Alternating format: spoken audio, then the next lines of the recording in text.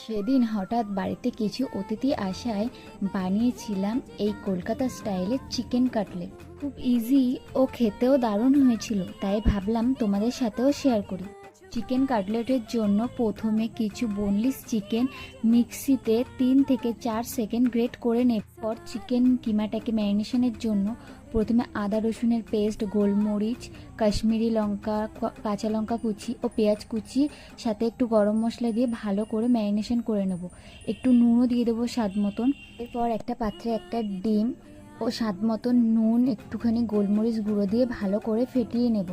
পর কিছুটা চিকেন কিমা নিয়ে বিস্কুটের গুঁড়োর মধ্যে হালকা হাতে প্রেস করে ডিমের গোলায় দিয়ে এরকমভাবে দুবার করে নিতে হবে। এরপর একটা প্যানে তেল গরম করে প্রথমে হাই ফ্লেমে তারপর লো ফ্লেমে ফ্রাই করে নিলেই কলকাতা স্টাইলের চিকেন কাটলেট একদম রেডি। তোমাদের রেসিপিটা কেমন লাগলো কমেন্টে জানিও অবশ্য। ভালো লেগে থাকলে লাইক অ্যান্ড শেয়ার করতে ভুলো না কিন্তু। Thank you.